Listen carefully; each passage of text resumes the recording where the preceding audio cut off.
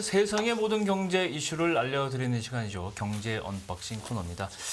오늘은 공시로 기업의 뒷이야기를 들려드리는 시간이죠. 조호진 타현뉴스 대표 나와주셨습니다. 안녕하세요. 예, 안녕하세요. 안녕하세요. 네, 오늘은 어떤 내용 좀 가지고 오셨나요? 예, 오늘은 이제 일감 몰아주기에 대해서 좀 말씀드리려고 합니다. 네. 일감 몰아주기도 이제 공시에 좀 일부 나오거든요. 네. 그래서 그 부분을 좀 설명드릴까 합니다. 네. 예. 일감 몰아주기라는 것부터 좀 시작을 그럼 해보고 싶은데, 예, 예. 그러니까 일감을 특정 기업에 몰아준다. 그냥 이렇게 이해를 하면 되겠습니까? 아, 맞습니다. 그래서 액면 그대로 이제 그런 뜻인데요. 네. 그 일감 몰아주기 자체는 이제 부정적인 측면과 긍정적인 측면이 다 있는데 네. 사실은 이제 정부에서 일감 몰아주기 자체를 이제 규제하고 있다는 건 이제 부정적인 측면이 있고 네. 그것이 이제 필요하다는 이제 그 의미가 되겠습니다.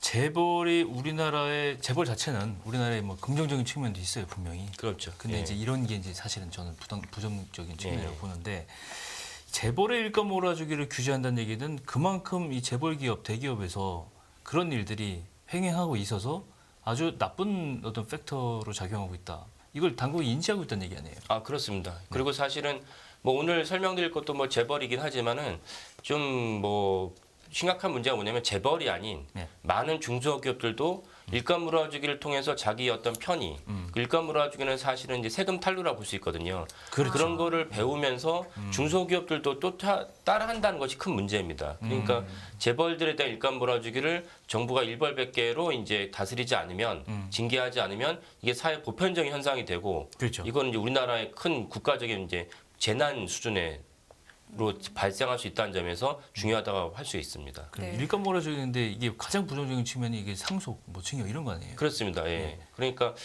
그 알파라는 기업이 있다고 치면은 예. 알파라는 기업이 아들에게 이제 그대로 물려준다면 지난 4주간 이제 이건희 회장과 이재용 회장 사이에 예. 이제 그 상속에 대해서 말씀을 드렸는데 네. 이런 경우를 만약에 해소하는 방식이 뭐냐면은 알파라는 기업이 다른 기업 하나 세운 다음에 그 기업에 이제 초기 기업이니까 뭐 매출도 적고 자본금도 적게 필요하지 않겠습니까? 예. 그러면 그 아들이 이제 대표이사나 거기에 이제 사주가 되는데 비용이 적게 듭니다. 그 다음에 알파라는 기업이 갖고 있던 안정적인 매출과 일감을 새로 신설된 베타라는 기업에 몰아주는 겁니다. 그러면 알파라는 기업은 이제 부실화가 되고 심지어 뭐 사실 비일비재하고 횡행한 일인데 상장사에서 저 기업이 꾸준한 매출이 발생하고 캐시플로우가 양산되는 기업인데 어느 시점에서인가 계속 캐시플로우가 안 좋아졌어요. 알고 봤더니 이제 다른 이제 베타라는 기업을 세운 다음에 그 베타라는 기업에다가 그 알짜배기를 몰아준 겁니다. 그러면 이제 그 회사에 투자했던 상장 주주들 입장에서는 멀쩡히 눈 뜨고 사실 코베아 당하는 이런 그렇죠. 일이 생기는 거죠. 그렇죠. 예. 다른 주머니로 옮겨가는 거. 그렇죠. 예. 네. 그러니까 이게 자금 흐름 측면에서의 부정적인 것도 있지만, 그러니까 뭐랄까 도전 정신 이런 예. 측면에서의 부정적인 것도 있을 것 같다는 생각도 들어요. 예, 맞습니다. 그러니까 사실은 안정적인 그 매출을 올린다는 거는 뭐냐면은 누구나 봐도 야, 그런 기업은 나도 운영하겠다. 그러니까 어떤 목 좋은 자리에다가 호텔을 짓는다든지 그렇죠. 그리고 뭐 그 빵집 운영한다든지. 그래서 뭐 기억하시겠지만 한 10년 전쯤에 이명박 정부에서 동방성장이 일감 몰아주기를 하면서 규제했던 것 중에 하나가 아니 왜 재벌이 빵집도 하느냐. 그러니까 이런 거는 사실은 어떻게 보면 뭐 당연한 얘기인데 왜 그럼 그들이 재벌들이 왜 빵집이나 호텔을 주로 영위를 하느냐. 본인들이 봤을 때는 매출을 올리고 기업을 경영하기에 그래도 좀 안정적이고 쉬운 비즈니스라는 것입니다. 그런 게 사실은 기업가 정신과 도전 정신을 갖다가 그 훼손하는 건데. 위배되죠. 예. 이거를 만약에 시간을 돌려서 70년대로 80년대로 이렇게 되돌린다면은 네. 예를 들면 우리나라 굴지의 재벌인 이제 현대그룹 창업주인 정주영 창업주가 정주영 회장이 모기업은 이제 현대건설 아니겠습니까? 그렇죠. 현대건설을 통해서 일감 몰아주기 한다. 그러면 이제 아파트를 짓는데 아파트에 들어갈 기자재나 인테리어를 갖다가 다른 회사를 만들어 놓고 여기에 다 이 기업에서 받아와. 이렇게 된다면은 정몽구 회장, 정주영 회장 입장에서는 정몽구 회장이나 다른 아들들에게 상속이나 증여 문제 없이 쉽게 해결할 수가 있습니다. 그렇죠. 그러면 이제 오늘날의 그 현대중공업도 없는 것이고 또 현대자동차도 없는 것이고 아까 조금 전에 이제 올해 이제 수출 얘기 나왔는데 반도체 꺾이니까 그걸 그나마 보완한 게 자동차 아니겠습니까? 그렇죠. 그러면 정주영 회장이 자동차 하지 말자. 야, 그거 우리나라 자동차 되겠냐? 이런 생각을 본인이 했다면 사실은 주위에서 다 그런 생각을 했죠. 그렇죠. 이 나라에서 자동차를 만드느냐 네네. 했으면 이 나라는 정말 휘청되고 엄청나게 네. 큰 일입니다. 맞습니다. 예. 역동성도 줄어들고 부작용이 굉장히 많은데 예. 이 일감을 그렇게 뭐 가상 계열사 정말 허위 계열사까지 이렇게 예. 동원을 해서 몰아주고 하면은 자유 공정 시장에서는 완전히 위배된 일이잖아요. 그렇죠. 예. 그죠? 이 게임이 불공정 게임이에요. 이거. 예. 그죠? 예, 정의선 씨가 이 보스턴 다이내믹스 인수하는 것도 사실은 연기가 있을 거로 생각되는데 그렇습니다. 이 예. 주제 말씀 좀 해주시죠. 예, 그 보스턴 다이내믹스 조금 더 말씀드리면은 보스턴 다이내믹스 인수할 때 정의선 회장이 사죄를 출연했어요. 네네. 그러니까 그 현대차 그룹에서 어떻게 이제 그 발표를 했냐면 이게 현대차 계열사를 갖다 자본을 다 동원하기에는 이제 부족한 부분이 있어서 정의선 회장이 리스크를 무릅쓰고 이제 사죄를 출연했다고 얘기를 했지만 네네. 보스턴 다이내믹스는 뭐 제가 그 전에 있던 조선일보에서 숱하게 소개를 했던 굴지의 이제 로봇 회사예요. 그런 회사를 갖다가 현대차 그룹의 생산 라인에 로봇이 필요한 거고 그러면 자기의 출연한 사제를 출연한 회사가 보스턴 다이내믹스가 현대차를 통해서 매출 올라간다면 예. 보스턴 다이내믹스의 매출과 기업 가치 올라가는 것이고 그리고 아마 조만간 상장을 할 겁니다. 그러면 정의선 회장의 많은 부에 증식하는데 큰 역할을 하는 것이죠. 그러니까 사실은 보스턴 다이내믹스의 정의선 회장이 사제를 출연하려고 한다면 진실로 현대차 그룹에 아무런 캐시플로우가 없기 때문에 사제 출연한다면 칭찬받을 만한 일이지만 네. 아시겠지만 현대차 그룹에 그 정도의 캐시가 없진 않습니다. 네. 이런 점에서 아까 전형적인 또 다른 일감 몰아주기다라고는 비판이 있을 수밖에 없습니다. 그렇군요. 자, 그럼 오늘 이제 본격적으로 이제 할 이야기가 현대글로비스와 관련해서 일감 몰아주기와 관련한 내용이라고 하는데 뭐 어떤 건가요? 어떤 걸 가지고 오신 거죠? 예, 현대글로비스를 먼저 설명드리면 현대차 그룹인 현대기아차가 이제 많은 이제 완성차를 만들고 그 완성차를 사실은 배송을 해야 되거든요. 예. 그 배송하는 업무를 현대글로비스가 하고 있습니다. 그렇죠. 그래서 이제 우리나라에서 탁송이라고 하죠. 우리나라가 뭐 어떤 분들은 뭐 제 지인 중에도 자동차를 빨리 받고 싶어가지고 울산에 직접 가서 자동차 받아오기도 하지만은 대부분은 이제 거의 그 자기가 받고 싶은 서울이나 집 근처에 자동차를 대리점 가서 받아옵니다. 이 업무를 글로비스가 대행을 해주고 뭐 이거 국내에서 그 탁송 서비스는 뭐 미미하고 사실은 이제 해외에서 뭐 수출을 할 때 그 운송을 할 때 이런 거를 다 글로비스가 대행을 합니다. 네. 그러니까 어쩔 수 없는 그 필요한 비즈니스를 글로비스가 따로 이제 전담을 하는데 네. 글로비스가 이제 지분 구조를 보면은 2021년까지 정몽구 회장 부자가 30%를 갖고 있었습니다. 네. 우리나라 일감 몰아주기에 그 적용되는 규정이 특수 관계인 포함해서 20% 상장선 20% 넘으면 일감 몰아주기 대상으로 이제 그 적용이 됩니다. 예, 예.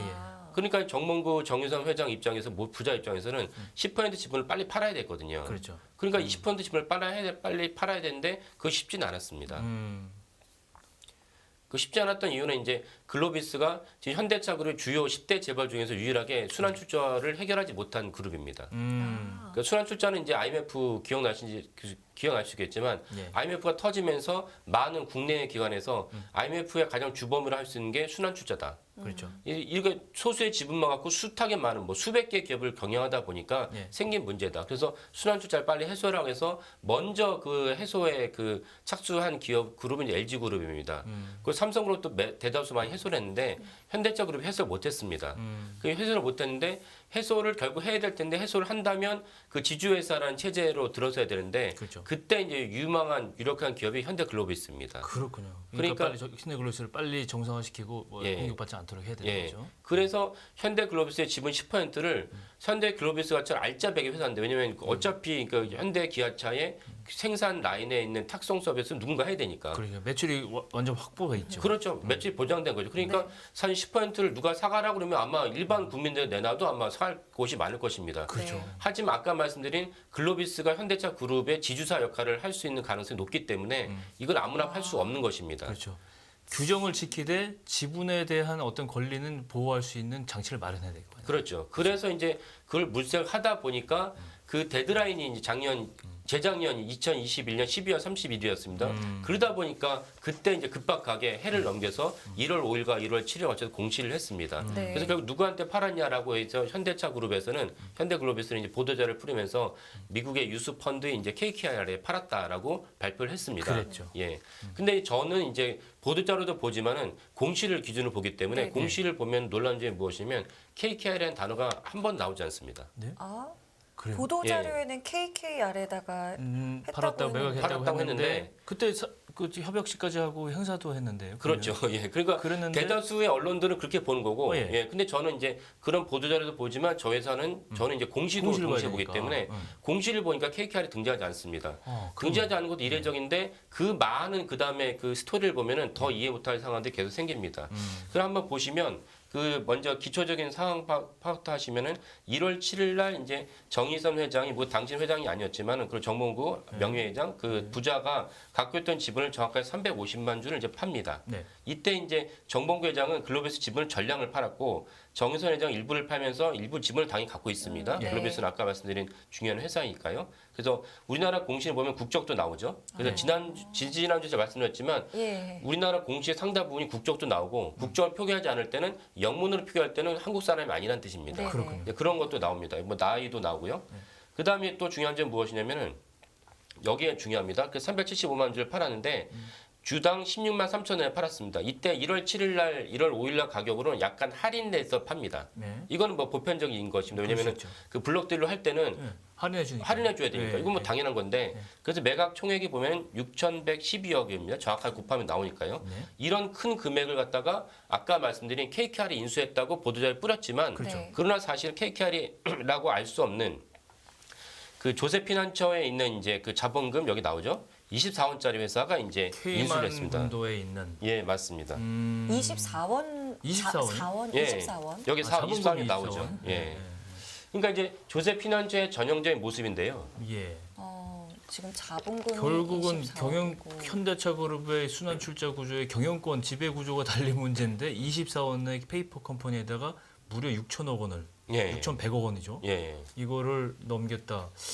이거를 시도할 수 있는 것 자체가 좀 약간 넌센스라고 보는데 그렇죠. 예. 예, 납득이 안 되네요. 좀. 우리나라 굴지의 대기업이 이건 정말 구설에 오를 만한 사안이고 그렇죠. 도대체 누가 이렇게 결정했느냐 이게 사실은 오너 정의선 회장의 재각 없이는 있을 수 없는 일입니다. 물론이죠. 그래서 K만 제도에다가 이제 24원짜리 그 회사 페이퍼 컴퍼니에 팔았는데 네. 여기 어디다 보더라도 KKR은 단어가 없지 않습니까? 네, 예. 네. 그러니까 사실은 진짜 KKR을 팔았냐는 공시 관점에서도 이제 당연히 의문이 들 수밖에 없는 거고 예. 더 자세한 걸 보시면은 부채가 이제 2천억입니다. 예. 그리고 자본금이 4천억이 나왔는데 예. 이 부채 2천억이 사실은 그 다음 지문에서 풀리고 결국 자산이 6,200억인데 6,200억이 아까 말씀드린 그 정확한 주식을 팔아가지고 생긴 6,100억과 거의 비슷합니다. 그러니까 이런 수치를 맞췄다고 이제 추정을 할 수 있는 거죠. 그러네요. 예, 예. 그럼 저 2천억 같은 부채는 어디서 지금 나온 거라고 봐야 되는 거죠? 그래서 2천억 부채도 사실은 다른 공시에서 나옵니다. 그 공시를 다 뒤지면 알 수가 있는데요. 다른 공시를 하나 보시면은 1월 달에 1월 7일 날 그 보도자를 뿌렸고 공시는 1월 5일과 1월 7일에 나왔습니다. 근데 여기 보시면은 그 프레트 가이던스 홀딩스가 아까 말씀드린 그 K만 지도에 있는 페이퍼 컴퍼니입니다. 여기서 주식담보대출로 375만 주라는 주식담보대출로 2천억, 2,110억을 갖다가 담보대출 받았다고 나옵니다. 예. 그러면 이 담보 누가 꺼줬냐, 누가 이제 융통을 해줬냐? 네네. 하나은행입니다. 그렇군요. 아. 예. 그러니까 이런 점에서는 이제 대부분 이제 그 풀리죠, 의문점이. 그러네요. 근데 또 숫자가 다른 맞네요, 그게. 예 중요한 의문점이 생기는데 그 무엇이냐면 하나은행에서 주식담보대출을 했는데 계약 체결일이 여기 보시 빨간 줄로 나와 있지만 12월 22일입니다. 더 앞서서. 더 앞서서. 전이네요. 그러니까 공시에서 정의선 회장 부자가 내가 그 KKR인지 뭐 프레드 가이던스인지에다가 넘겼다고 발표한 시점은 1월 5일인데 네. 하나은행에서 담보대출로 계약을 체결한 시점은 12월 한 달은 안 되지만 그 전달인 12월 22일입니다.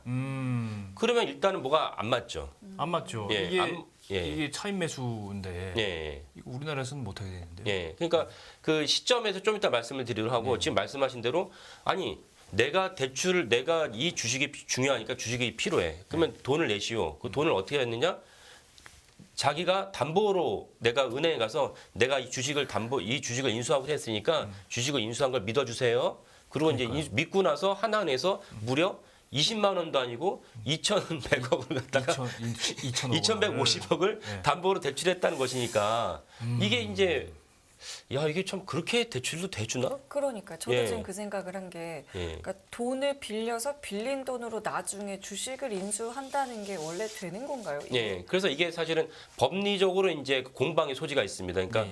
완벽하게 우리나라에서 LBO는 이제 불법이라고 대법원에서 판례를 했거든요. 그렇죠. 근데 이게 완벽하게 LBO가 아니다라는 이제 논란이 있습니다. 그 논란이 있는 이유는 무엇이냐면 이게 만약에 경영권을 100% 넘기는 LBO라면은 불법이다. 근데 경영권을 넘기는 건 아니지 않느냐. 그냥 지분 10%다. 네, 지분 10% 넘기지 않았냐라는 맥락으로 보면은 이제 불법이 아니다라는 이제 반박을 할 수가 있는데 예. 하지만 아까 말씀드린 대로 이거를 갖다 받은 시점이 실제로 계약 체결한 거는 그 다음 해인데 한 달 이후인데 예. 하나은행에서 이거를 갖고 무려 2,150억이라는 담보대출 해줬다는 것은 뭔가가 좀 이렇게 석연치 않은 구석이 있다라고 볼 수가 있습니다.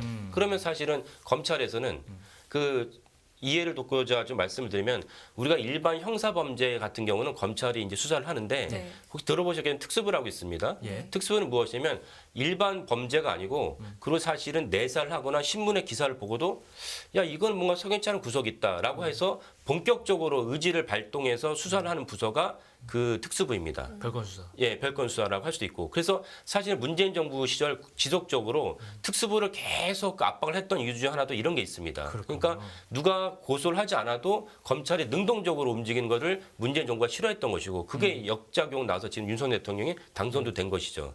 그러니까 사실은 옛날 같으면 서울지검, 중앙지검에서 이거를 보고 아니 이렇게 말도 안 되는 한두 푼도 아닌 이런 걸 갖다가 그 거래를 했던 것은 뭔가 미심쩍다라고 기소할 수 있는 전 단계로 그 조사할 필요가 있는 것입니다. 그래서 사실은 이제 하나은행도 사실은 이제 미심쩍은 거죠. 왜냐면은 그렇죠. 저희 같은 개인들은 물론이고요. 일반 기업들도 사실은 이 정도의 내가 주식을 갖다 인수할 거니까 나한테 나한테 믿고 대출을 얼마 200만 원? 야 200만 원도 안 되지. 200만 원 아니고요. 2천억이에요. 그렇죠. 지금 뭐 누구 앞에서 지금 말도 안 되는 소리를 하는 거냐? 이게 분명히 공정위 쪽에서도 보고 있었을 텐데. 그렇죠. 공정위 예. 측의 답변이 없었어요? 예, 공정위도 사실 여기에 대해서 지금 주시를 했었습니다. 그래서 공정위 답변 제가 좀 이따 말씀을 드리고 그렇다면 하나은행에서는 과연 믿을 만한 거니까 정혜선 회장이 그 준대. 그러니까 믿고 프로젝트 가이드홀딩스에 2,150억을 갖다가 담보대출을 해주자라고 했겠냐 이거죠. 그렇죠. 그래서 아마 정황조 봤을 때는 그러지 않고 공시는 1월 7일 날 했지만은 계약은 사실은 그 전에 한 것이 아니냐. 그런 계약서를 프로젝트 가디언홀딩스나 현대차가 가져가서 하나은행에 가져가서 계약서를 체결했다. 공시는 뭐 어쩌지 하는 이유로 다음 달에 하지만은 계약서가 있으니까 대출을 해다오. 라고 하지 않았을까라고 그냥 합리적 추정을 할 수밖에 없습니다. 좋게 예. 생각하면. 예. 그러니까 하나은행도 사실은 이거 누가 책임져야 되거든요. 그렇죠. 예, 문제가 됐을 때 당시 은행장이나 뭐 하나금융 지주 입장에서도 문제가 될 만한 상황이니까 네. 밑에 실무진에서 아 회장님 현대쪽으로해서 이렇게 가져왔는데 제가 볼 때 믿을 만한 것 같습니다. 이걸로 제가 할 수는 없습니다. 예. 그러니까 분명하게 믿을 만한 법적으로 문제될 만한 소지가 없는 계약서가 있을 것이다라고 합니다. 생각을 할 수가 있는 거고. 예. 예. 그러니까 사실은 현대차 그룹이나 프로젝트 가이드앤 홀딩스도 무려 2,150억 하나금융 주주에서 대출을 받은 금액으로 이제 주식을 갖다 인수했다라고 보는 것이 합리적입니다. 그래서 제가 이거를 처음 불거졌을 때 공정위에 이제 그 담당 과장 질의를 했더니 네. 담당 과장은 일단 모르고 있었고요. 아하. 이렇게 큰 사안을? 그래서 과장이 그 제가 얼굴 보고 대한 건 아니고 예. 전화로 했는데 전화 뉘앙스가 약간 좀 분노에 찬 뉘앙스가 있었습니다. 예. 이게 큰 사안을 보통 이런 사안이 불거지면 당연히 법적으로 문제가 없다 할지라도 그 담당 파야죠. 주무부서의 입장에서는 미리 사전에 그 관련 기업이 사전에 미리 찾아가서 이런 일이 진행되고 있고 언제쯤 이제 그 발표를 할 것입니다라고 사전에 이제 이해를 구하는데 당연하죠. 그 공정위 과장 입장에서도 KKR 인수하는 거 아니었습니까? 이렇게 알고 있었어요. 그래서 제가 이제 공시 자료는 그게 안 나오고 조세피난처의 자본금 24원짜리 회사가 인수합니다. 이제 깜짝 놀라가지고. 그래서 공정위 과장이 그때 이제 속된 말 열받아가지고 글로베스 들어와라. 그래서 공정위 세종시 있지 않습니까? 글로베스 바로 들어와서 쭉 설명을 했어요. 그렇군요. 네, 상황 설명했는데 결국 이제 상황 설명에서 가장 핵심적인 이유는 이제 공정위는 이제 공시 날짜 언제 했냐는 건 이제 공정위 소관은 아니고 그건 이제 금감원이나 거래소 소관인 거고 예.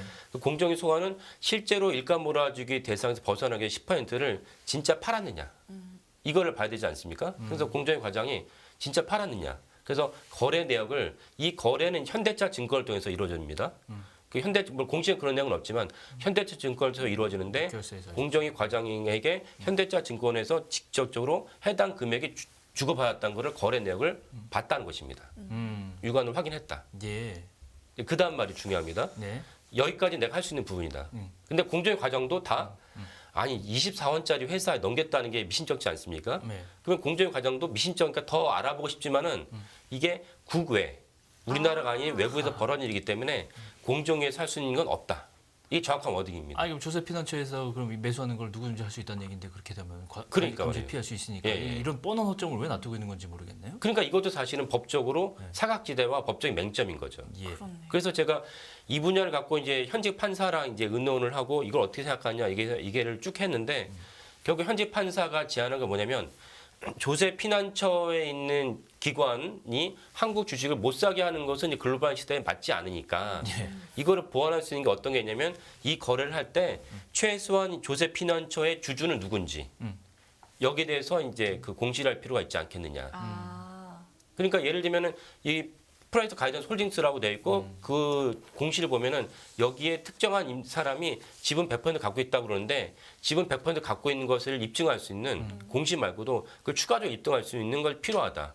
그리고 이게 공시로 하기에는 만약에 왜냐하면 조세 피난처라는 게 사실은 그 우리나라 금융기관만 하더라도 숱하게 많이 이용합니다. 네. 예. 그러니까 이걸 불법으로만 보기에는 좀 어려운 요소도 있으니까 이거를 뭔가 이렇게 절충점을 찾는다면 최소한 당국에게는 여기에다가 상세한 서류를 제수하고 이게 진짜 그 뒤에 이명 계약은 없는지 이 프라이스 가이던스 홀딩스의 주주가 100% 외국 사람 KKR에 맞는지를 갖다 입증할 수 있는 서류를 제시하는 방식으로 보완해야 되지 않겠느냐라는 건 이제 현직 판사의 조언이었습니다. 그렇군요. 예. 더 듣고 싶다면 여기까지 할까요 오늘? 예, 알겠습니다. 저희 다음 예. 주에 또 이야기 나눠보도록 예. 하겠습니다. 네. 오늘 조호진 대표님은 여기서 인사드릴게요. 고맙습니다. 예, 수고하셨습니다. 감사합니다. 예, 깊이가 다른 경제 뉴스 연합뉴스 경제TV 경제 언박싱 오늘 여기서 마무리하겠습니다. 네, 시청해주신 여러분 감사드리고요. 저희는 다음 주 이 시간에 다시 찾아뵙겠습니다. 지금까지 김경훈 성김이었습니다. 고맙습니다. 고맙습니다.